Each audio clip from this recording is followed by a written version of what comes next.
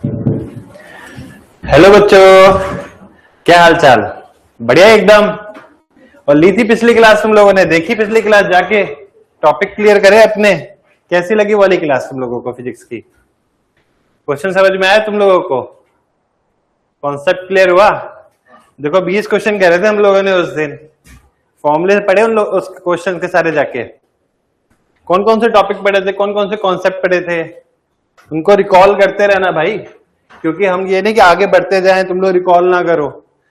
आज भी हम कुछ टॉपिक्स करेंगे, कुछ क्वेश्चंस करेंगे, कुछ फॉर्मुलेस पढ़ेंगे, और सबसे इंपॉर्टेंट हम क्वेश्चन की अप्रोच देखेंगे। देखो बच्चों, ज्यादा क्वेश्चन करने का ये फायदा है कि मैं कुछ क्वेश्चन कराऊंगा, कुछ क्वेश्चन घर पे आके करा करना, अपने आप ही बुक खोलना, और मैं जो जो फॉर्मुले बताऊंगा उसके बेसिस पे करना क्वेश्चन। देखो मैं तुम्हें ना चैप्टर आज क्या करूंगा, जो मैं तुम्हें क्वेश्चन कराऊंगा उसके चैप्टर्स भी तुमको बताते जाऊंगा कि ये वाला चैप्टर करना है, फिर ये वाला चैप्टर करना है, इस चैप्टर के क्वेश्चन है ये, इस टॉपिक का क्वेश्चन है ये। सिंपल है, ज्यादा हैक्टिक नहीं है। डायरेक्ट क्वेश्चन करेंगे, डायरेक्ट फॉर्मूला लगाएंगे, और जहां पे कुछ भी डिफिकल्ट होगा तो मैं हूं ना, मैं सारे क्वेश्चन, सारे फॉर्मूला, सारे कॉन्सेप्ट धीरे धीरे तुम लोगों को समझाते जाऊंगा। तो चलो आज की क्लास शुरू करते हैं। आज का पहला क्वेश्चन है, देखो, oxygen and hydrogen gases are at same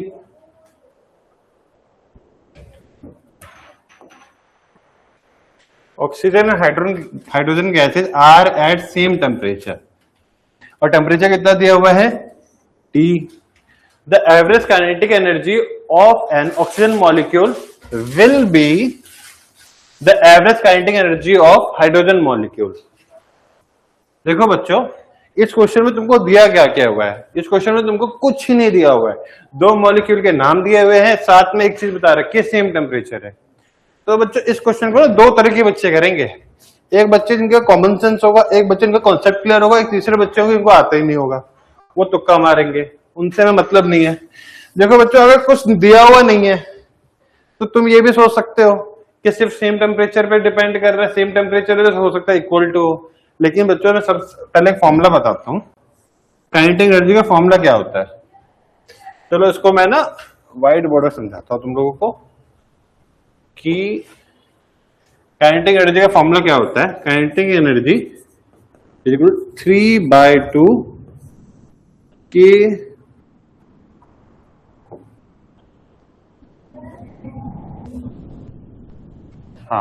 के बी टी। अब इस फॉर्मूले में मेरे को बताओ, इस फॉर्मूले में कहीं पर भी मॉलिक्यूलर मास आ रहा है? इस फॉर्मूले में टेम्परेचर के अलावा कुछ भी आ रहा है? कुछ नहीं आ रहा। तो अब ये बताओ कि यहाँ पे केबी क्या है? हमें केबी क्या है? यहाँ पे केबी है हमारा बोल्ट्जमैन कांस्टेंट। क्या है? बोल्ट्जमैन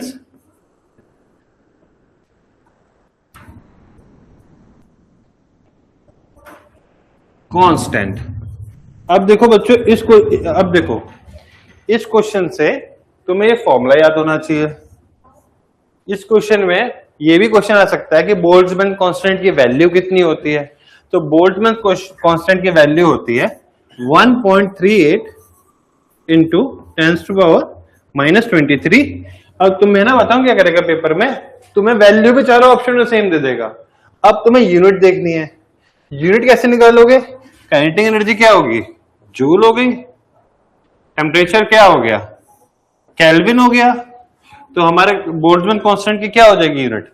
जूल पर केल्विन हो जाएगी। समझ में आ गया ना कैसी हो जाएगी? ये इधर रह जाएगा, टेम्परेचर नीचे चला जाएगा, जूल पर केल्विन वैल्यू हो जाएगी। जूल पर केल्विन उसकी यूनिट हो जाएगी, जूल पर केल्विन। अब क्वेश्चन में पूछा था हमसे कि दो ऑक्सीजन मॉलिक्यूल दिए, एक ऑक्सीजन मॉलिक्यूल दिया हुआ है और दूसरा कौन सा मॉलिक्यूल दिया हुआ है हमें? दूसरा मॉलिक्यूल हमें दिया हुआ है हाइड्रोजन का। हाँ, हाइड्रोजन मॉलिक्यूल दिया हुआ है। तो बच्चों काइनेटिक एनर्जी पे हमारा कुछ भी असर नहीं पड़ेगा, चाहे ऑक्सीजन मॉलिक्यूल हो चाहे हाइड्रोजन मॉलिक्यूल हो। अब फर्क किस पे पड़ेगा बच्चों? फर्क पड़ता है हमारा आरएमएस वेलोसिटी पे। अब देखो इस क्वेश्चन में मैंने तुम्हारे कितने कॉन्सेप्ट क्लियर करे? एक तो काइनेटिक एनर्जी का क्लियर हुआ, एक बोल्ट्जमैन कांस्टेंट का क्लियर हुआ, उसकी वैल्यू का क्लियर हुआ, उसका ये यूनिट क्या कैसे निकालनी उसका क्लियर हुआ। अब बोर्ड में आरएमएस वेलोसिटी में कैसे फर्क पड़ता है, अंडर रूट 3RT अपॉन में m, ये मॉलिक्यूलर मास है। इसका एक और फॉर्मूला होता है अंडर रूट 3kBT अपॉन में मास, ये जो मास दिया हुआ होगा हम लोगों को, इसमें वो वाला मास यूज होगा, समझ रहे हो। अब बच्चों ये तुम्हें 3 फॉर्मूले, हम इसको अभी क्लास खत्म होने से पहले भी एक बार रिवीजन करेंगे इन 3 फॉर्मूलों का, और ये चौथी वैल्यू मैं देखो आज लिखते जाऊंगा, हमारे साथ साथ कितनी चीजें क्लियर होती जा रही है। 1 2 3 4, पहले क्वेश्चन में 4 चीजें क्लियर हुई हैं। अब हम आंसर देखते हैं, अब हमें आंसर निकालना है कि फर्स्ट क्वेश्चन का आंसर क्या होगा।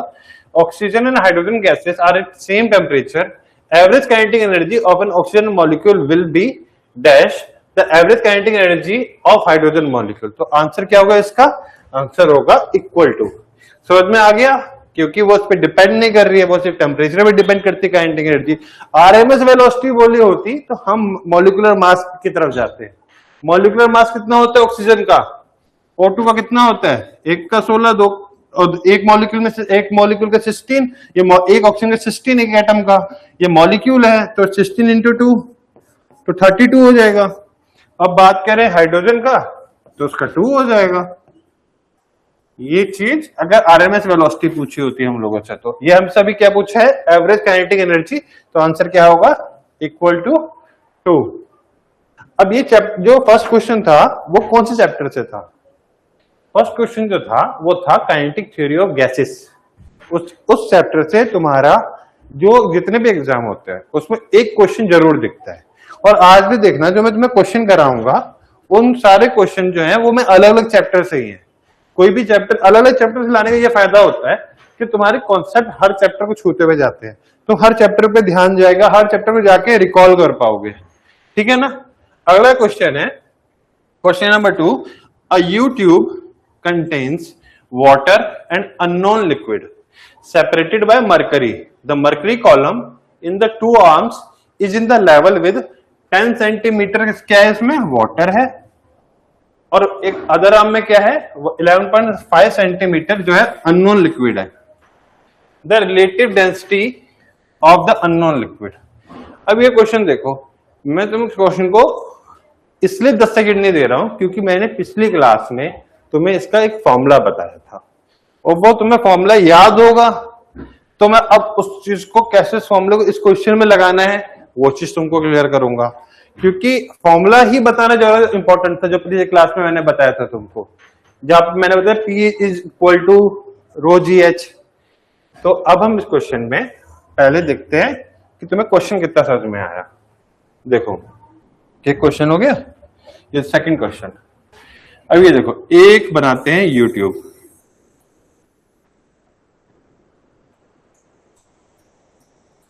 देखो बेटा यूट्यूब के केस में एक चीज ध्यान रखना, कोई भी तुम घर पे जाके अगर कोई भी यूट्यूब शेप का कोई भी चीज लोगे तो एक जगह पे जाके तो 2 लिक्विड जब डालोगे उसमें दोनों साइड से, तो एक का लेवल ऊपर होगा, एक का लेवल नीचे होगा।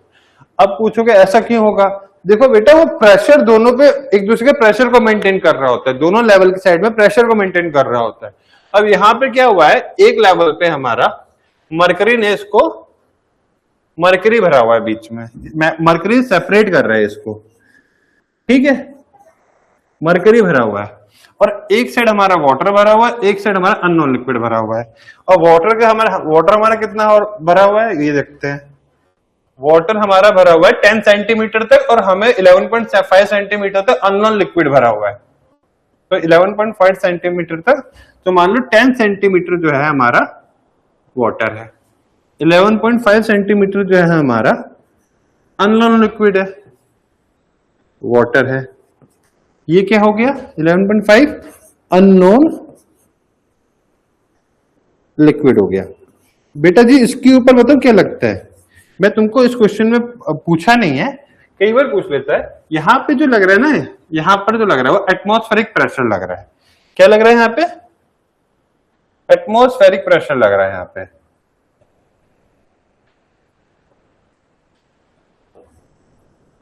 ठीक है, एटमॉस्फेरिक प्रेशर इसको बैलेंस करता है, और यहाँ पे ये अपने प्रेशर को बैलेंस करता है, ऊपर से एटमॉस्फेरिक प्रेशर इसको बैलेंस करता है। अब हम फॉर्मूला लगाते हैं, P water, pressure of water, pressure को बैलेंस करना है बस हमें, प्रेशर ऑफ लिक्विड, ये अननोन लिक्विड है हमारा।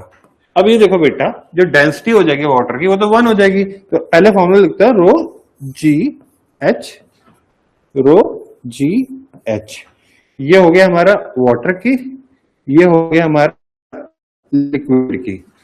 अब देखो जी से जी कट जाएगा, हाइट हमें वाटर की पता है, अननोन लिक्विड की भी पता है, हमें वाटर की डेंसिटी भी पता है, वाटर की डेंसिटी रिलेटिव डेंसिटी कितनी होगी, 1 हो गई, तो 1 मल्टीप्लाई बाय वाटर की हाइट 10 होगी, और ये कितना हो गया 11.5 होगी। तो ये हमारी क्या आ गई, अननोन लिक्विड की डेंसिटी आ गई। तो क्वेश्चन में हमसे क्या पूछा था, क्वेश्चन ने हमसे पूछा है कि हमें रिलेटिव डेंसिटी बतानी है अननोन लिक्विड की, तो हमारा क्वेश्चन हो गया। क्वेश्चन में तो हमसे यही पूछा है ना बेटा जी, कि हमें लिक्विड की अननोन लिक्विड की डेंसिटी बतानी है। अब आप इसको सॉल्व कर लेना, इसको सॉल्व कर लोगे तो 0.869 करके फिर आंसर आएगा उसको, हाँ देखो ये वाला आंसर आएगा, इसको सॉल्व कर लेना। मैंने तुम्हें अप्रोच बता दी, जब भी यूट्यूब का क्वेश्चन आएगा कि हमें यूट्यूब में 2 लिक्विड भरे हुए हैं, तो हमें एक फॉर्मूला हमेशा याद रखना, तुम्हें कुछ समझ में ना आए, दोनों में प्रेशर को कंपेयर कर देना, दोनों के प्रेशर को बराबर कर देना, कि यूट्यूब का ये प्रिंसिपल ही होता है, वो अपने प्रेशर को बैलेंस करती है। तो प्रेशर का फॉर्मूला लास्ट क्लास में बताते, P is equal to rho G H. अब रो जी एच में रो हमारी जो होती है वो डेंसिटी होती है, जी ग्रेविटी होती है, और एच हमारी हाइट, जिस साइड तक लिक्विड फिल होगा। अब क्या होता है इसमें कई बार कि हमारे 3-3 लिक्विड फिल कर देते हैं, तो हम क्या करते हैं, बीच वाले को हम अलग कर देते हैं और साइड वाले को बराबर कर देते हैं, कि हमारे साइड वाले जो लिक्विड होते हैं वो प्रेशर मेंटेन को, प्रेशर को बैलेंस करते हैं। अब थर्ड क्वेश्चन देखते हैं, ये देखो ये क्वेश्चन इलेक्ट्रोस्टैट से आया है। ये क्वेश्चन के लिए मैं तो 10 सेकंड दूंगा, क्योंकि ये क्वेश्चन लास्ट क्लास में इस टॉपिक से नहीं हुआ था क्वेश्चन। इस क्वेश्चन को पढ़ते हैं पहले एक बार। एक इनफिनिट लाइन है of charge has a linear charge density, जो कि होती है लैम्डा। देखो मैं तुम्हें ये बता दें, लैम्डा होती है, और वो कितने दे रखी है, 10⁻⁷। What will be the magnitude of force, force पूछा है हमसे, acting on alpha particle. Alpha particle मैं तुम्हें बताऊंगा क्या होता है, at a distance of 4 centimetre, radius distance दे रखा है तुम्हें ऑफ द लाइन चार्ज। पहले अल्फा पार्टिकल बताता हूं क्या होता है। देखो बच्चों, फिर तुम्हें टाइम दूंगा मैं इस क्वेश्चन को अटेम्प्ट करने का। अल्फा पार्टिकल जो होता है हमारा, थर्ड क्वेश्चन है हमारा, अल्फा पार्टिकल जो होता है हमारा वो क्या होता है, हीलियम 2+। तो इस पे क्वेश्चन आ सकता है, अल्फा पार्टिकल क्या होता है, इस पे क्वेश्चन आ सकता है बच्चों। ये क्वेश्चन नीट में भी आया हुआ है कि अल्फा पार्टिकल क्या होता है, उसपे चार्ज कितना होता है, उसका मास कितना होता है। हीलियम है, मास तो बता सकते हो, चार्ज होता है 2 इलेक्ट्रॉन का। ये क्वेश्चन आया हुआ है, और ये क्वेश्चन बहुत ही कॉमन होता है, ये नीट में भी आया हुआ है, तो आप लोग के एग्जाम में भी आ सकता है। अब मैं इस क्वेश्चन को, तुम अप्रोच करो कि इस क्वेश्चन में तुमसे क्या पूछा है, लैम्डा पता है तो फॉर्मूला याद करो, कौन सा फॉर्मूला लगता है, अल्फा पार्टिकल बताया हुआ है। अब इस क्वेश्चन में क्या निकालने को बोला है, फोर्स निकालने को बोला है। एक चीज बता देता हूं, ये फॉर्मूला लगेगा F is equal to Q into E. अब Q इंटू ई लगेगा। अब तुम ये बताओ कि इसमें तुम E कैसे निकालोगे।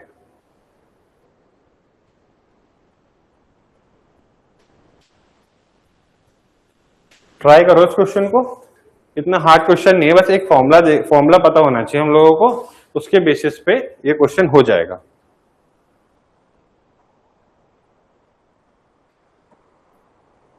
चलो, मुझे लगता है तुम लोगों ने कोशिश करी होगी। अब हम देखते हैं कि क्या एक ई का फॉर्मूला क्या लगना चाहिए। हाँ, ये रहा, ई का फॉर्मूला क्या लगना चाहिए, E is equal to 2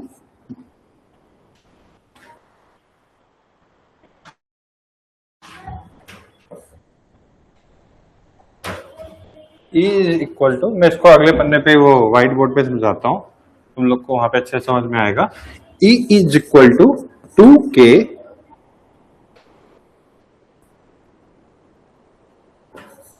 2k lambda upon में r। अब k क्या होता है, k के 1/4πε0 होता है, 2 into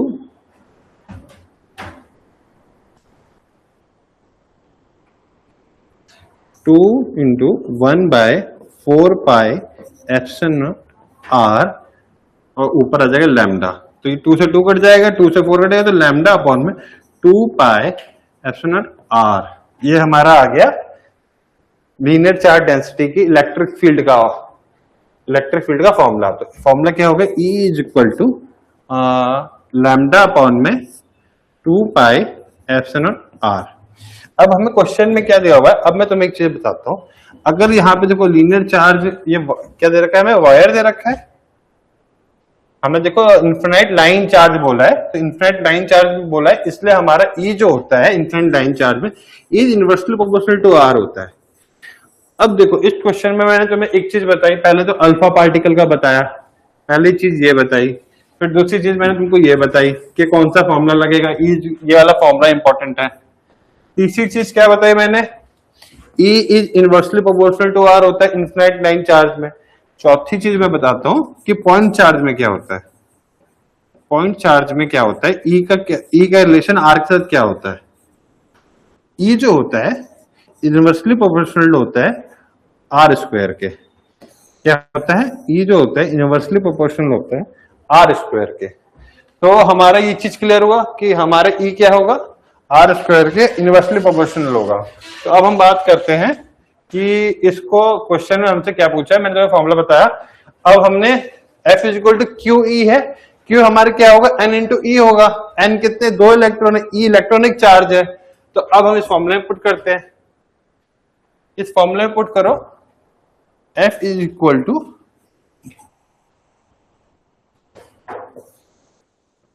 F is equal to Q into E.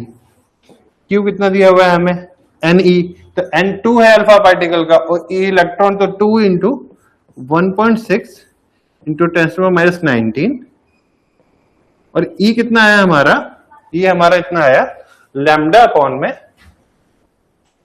2πε0 r। अब मैं तुम्हें उस दिन बताया था कि एप्सिलॉन की वैल्यू कितनी होती है, 8.85 इंटू 10⁻12। अब हमें ये देखना है कि लैम्डा हमें कितना दिया हुआ है, लैम्डा हमें दिया हुआ है 10⁻7 और हमारा डिस्टेंस जो है 4 सेंटीमीटर दिया हुआ है। तो लैम्डा तो हमें ये मालूम पड़ गया, डिस्टेंस को हम चेंज कर लेते हैं, 4 सेंटीमीटर को 0.04 मीटर, और लैम्डा 10⁻7 दिया हुआ है, तो उस वैल्यू को, सारी वैल्यू को यहां पुट कर लेते हैं।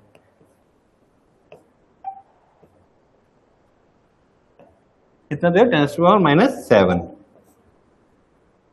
और 3.14 8.85 इंटू 10⁻12, और r कितना दे रखा है, 0.04। अब इन सब चीजों को तुम्हें बस सॉल्व करना है।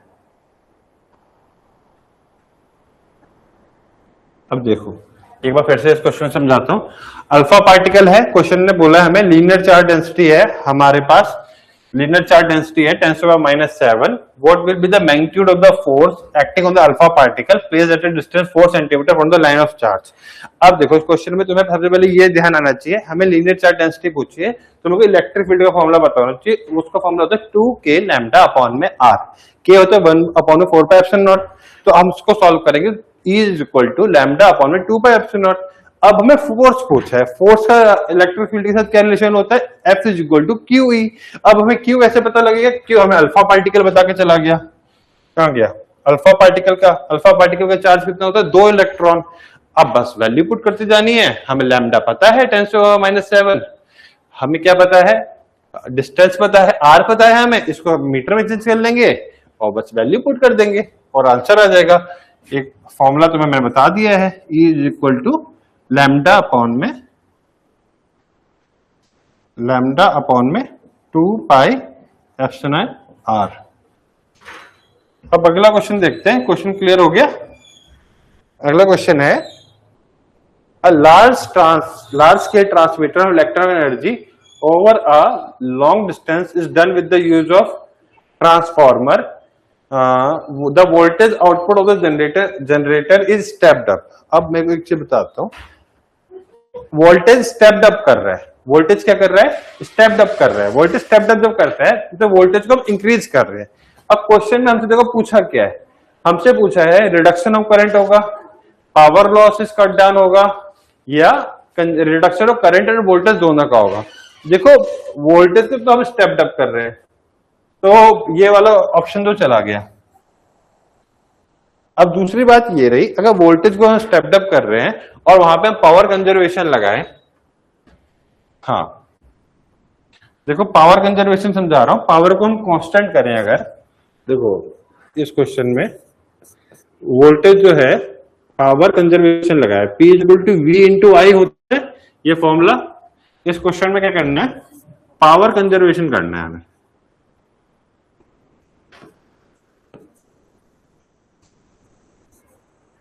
पावर कंजर्वेशन किया हम लोगों ने। अब बताओ P is equal to V I is equal to constant, हमने पावर को कॉन्स्टेंट कर दिया। अब एक बार बताओ मुझे, अगर V हमारा इंक्रीज हो रहा है, इफ V इज इंक्रीजेस, तो हमारा I क्या होगा, I हमारा डिक्रीज होगा। क्यों होगा, Vi जो है वो कांस्टेंट है, तो V is inversely proportional to I। अगर V इंक्रीज करेगा तो I डिक्रीज करेगा। I तो हमारा तो करंट जो होगा वो डिक्रीज करेगा। अब ये देखो एक ऑप्शन तो हमारे इससे क्लियर हो गया कि हमारा ये जो है ये रिडक्शन ऑफ करंट होगा। लेकिन बेटा एक और चीज ध्यान रखो, हम ट्रांसमिशन ऑफ इलेक्ट्रिकल एनर्जी कर रहे हैं, तो हमारा क्या होता है, ट्रांसफार्मर में ट्रांसमिशन होता है तो उसके करंट की वजह से हमारा जो पावर पे असर पड़ेगा, जितना ज्यादा करंट हमारा डिक्रीज होगा तो हमारा पावर भी, एनर्जी भी कंजर्व होगी, एनर्जी भी बचेगी। तो हमारा क्या होता है, P is equal to energy conservation के लिए या पावर कंजर्वेशन के लिए क्या होगा, P is equal to I square R. अगर हम थोड़ा सा भी करंट कम करेंगे, मान लो करंट की वैल्यू 2 से कम हुई, तो पावर कितने से कम होगा, 2 का स्क्वायर 4 से कम होगा। तो इससे क्या होगा, रिडक्शन ऑफ, इससे क्या होगा, power loss is cut down, power loss हमारी बच जाएगी, क्योंकि हम अगर करंट डिक्रीज हो जाएगा तो पावर हम कंजर्व कर पा रहे हैं, पावर कंजर्व हो पाएगी तो power loss is cut down and reduction of current. इस क्वेश्चन में हमने क्या समझा, देखो स्टेप्ड अप हुआ हमारा वोल्टेज, तो P is equal to V I. तो हमने पावर को हमने क्या करा, पहले हमने पावर को कांस्टेंट माना, तो पावर क्या हुआ, V हमारा इंक्रीज करेगा तो I डिक्रीज करेगा। अब इस क्वेश्चन में क्या होता है कि हमारा ट्रांसमिशन पे क्या फर्क पड़ेगा, अगर हम इलेक्ट्रिकल एनर्जी जो होगी हमारी उस पे क्या फर्क पड़ेगा, हमारी इलेक्ट्रिकल एनर्जी कंजर्व होगी। क्यों होगी, कि वोल्टेज बढ़ा रहे हैं और करंट जब डिक्रीज कर रहा है हमारा, तो उससे क्या हो रहा है, हमारा पावर बच रही है, पावर कंजर्व हो रही है। क्योंकि पावर जो होती है वो डायरेक्टली प्रोपोर्शनल होगी आई स्क्वायर के, और करंट तो हमारा डिक्रीज कर रहा है। तो इससे हमारा आंसर क्या हो गया, reduction of current and power loss is cut down. तो हमारा आंसर क्या हुआ, बोथ ए एंड सी। अगला क्वेश्चन है जैसे, to concentric and coplanar circular loops P and Q have their radii in the ratio of 2:3, और लूप Q में क्या कर रहा है, कैरीज कर रहा है current 9 ampere in the anti clockwise direction. Find the for the magnetic field to be 0 at the common centre the loop must carry. अब बेटा इस क्वेश्चन में तुम्हें बहुत सिंपल अप्रोच बढ़ानी है, वो अप्रोच होगी हमारी, एक बार बताओ मुझे, अगर हमें सेंटर पे 0 चाहिए, एक ये है, एक ये है, एक ये हो गया, अब इनकी रेडियस का दे रखा है, अगर हमने बोला इसको P नाम दिया, इसको Q नाम दिया, अगर इसमें एंटी क्लॉकवाइज है तो इसमें कौन से डायरेक्शन देंगे जिससे कि हमारा सेंटर पे हमारा जो मैग्नेटिक फील्ड होगी वो जीरो हो जाएगी। देखो बेटा, अगर एक चीज को अगर मैं ऐसे घुमा रहा हूं, क्लॉकवाइज घुमा रहा हूं, और दूसरी चीज को एंटी क्लॉकवाइज ही घूमना पड़ेगा उसकी मैग्नेटिक फील्ड को कैंसिल करने के लिए, क्योंकि हमें मैग्नेटिक फील्ड कैंसिल करनी है, तो हमारे तभी तो सेंटर पे हमारी मैग्नेटिक फील्ड जो होगी वो हमारी जीरो होगी। तो अगर हम इस पे ध्यान दें तो क्वेश्चन में हमें क्या क्या वैल्यूज दी हुई है। क्वेश्चन ने हमसे बोला है 2:3 में हमने उसके रेडियस का रेशियो दे रखा है। तो अब इस क्वेश्चन में कौन सा फॉर्मूला लगेगा ये सोचो, क्योंकि एक फॉर्मूला लगाओगे उससे ही क्वेश्चन सॉल्व हो जाएगा। जब हम एक फॉर्मूला लगाएंगे तो उससे ही हमारा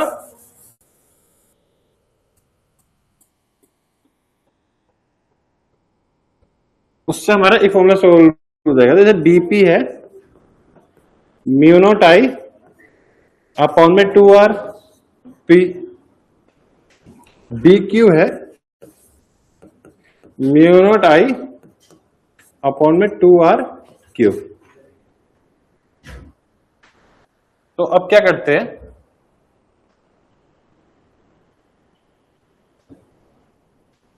अब ये देखो, अब आरपी और आरक्यू का तुम्हें रेशियो दे रखा है 2:3 और क्यू में बता रखा है करंट कितना जा रहा है, 9 एम्पेयर जा रहा है। तो हमें बताना है कि हमारा उसमें जो पी वाला लूप होगा उसमें करंट कितना जाएगा।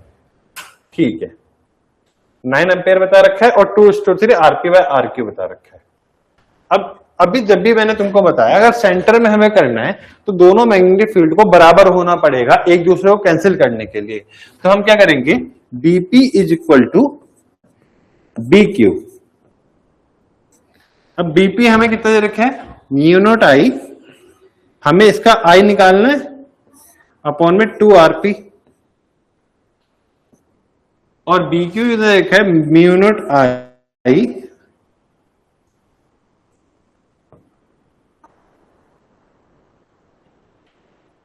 म्यू नॉट आई अपॉन में 2rq। अब rp बाय rq पता है, म्यू नॉट से म्यू नॉट कट जाएगा, 2 से 2 कट जाएगा, हमारा आंसर हमारे पास क्या बच जाएगा।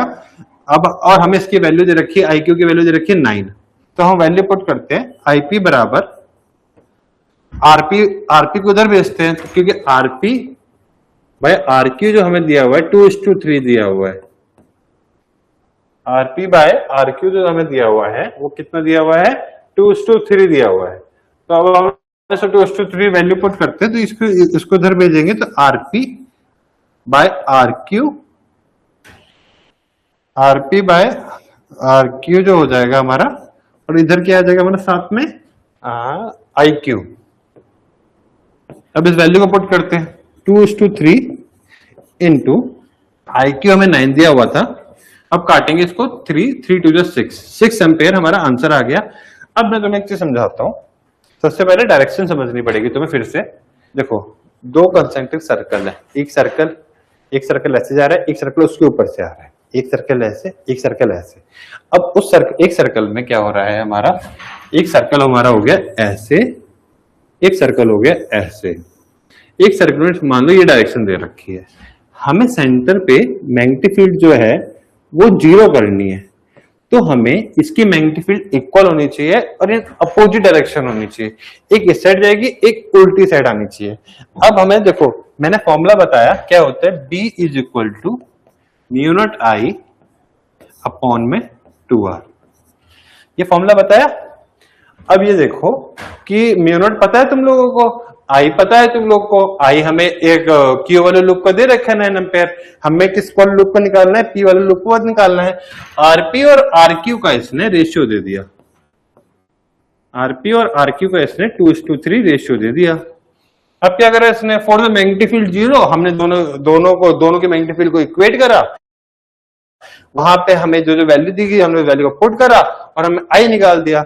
अब ये वाला आई जो था हमारा एंटी क्लॉकवाइज था, तो जो हमारा 6 एम्पेयर आई आया है वो क्लॉकवाइज होगा, क्योंकि उसके डायरेक्शन को अपोज करना चाहिए। तो आंसर देखो, 6 एम्पेयर जो होना चाहिए वो क्लॉकवाइज डायरेक्शन में होना चाहिए। देखो बच्चों, ये 5 क्वेश्चन हुए हैं अभी, इन 5 क्वेश्चन में हमारे कौन कौन से फॉर्मूले लगे, फर्स्ट क्वेश्चन में देखो काइनेटिक थ्योरी ऑफ गैसेस से था, उसमें हमने बताया कि काइनेटिक एनर्जी का फॉर्मूला बताया 3/2 kBT, मैंने आरएमएस वेलोसिटी का फॉर्मूला बताया √3RT/m। अगला क्वेश्चन जो हुआ यूट्यूब वाला, उसमें P = ρgs से कैसे हमें प्रेशर इक्वेट करना है, वो चीज के बारे में पता लगा। हमें डेंसिटी निकालने को बोल सकता है, अगर दोनों की डेंसिटी दे रखी होगी तो हमें हाइट निकालने को बोल सकता है। इन दो चीज के बारे में बात करी हम लोगों ने। तीसरा क्वेश्चन, एक इन्फिनाइट चार्ज है, उसकी लीनियर चार्ज डेंसिटी दे रखी है, तो उसका फॉर्मूला बताया E = λ/2πε0r, ये फॉर्मूला बताया। इसमें क्या बताया मैंने, फिर लीनियर चार्ज डेंसिटी में E inversely proportional to R के होता है, और जो पॉइंट चार्ज के लिए होता है वो E is inversely proportional to R² के होता है। इस पे क्वेश्चन आ जाता है कई बार। अब बात करते हैं अगले क्वेश्चन की।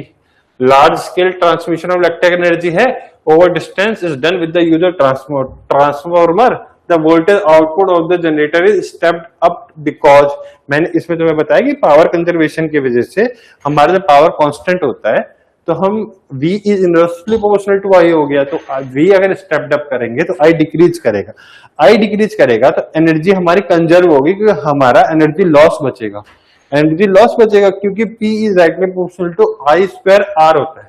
अगर करंट हमारा 2 एम्पियर भी कम हुआ तो हमारी जो एनर्जी होगी वो हम पावर जो होगी हम 4 डायरेक्टली प्रोपोर्शनल टू 4, मतलब उसके डबल हम बचा पाएंगे। तो अगला क्वेश्चन क्या करेंगे हम, फिफ्थ क्वेश्चन मैंने तुम्हें कराया, ये किस पे था, कंसेंट्रिक लूप पे था। देखो ये इसका फॉर्मूला क्या हुआ, B = μ0I/2R, ये इस फॉर्मूले पे डिपेंड कर रहा था। ये फॉर्मूले पे बहुत क्वेश्चन आते हैं, सिर्फ इस फॉर्मूले पे ही क्वेश्चन आ सकता है। अभी तो 2 कंसेंट्रिक कोप्लानर लूप बोले थे, सिर्फ इस फॉर्मूले पे भी क्वेश्चन आ सकता है।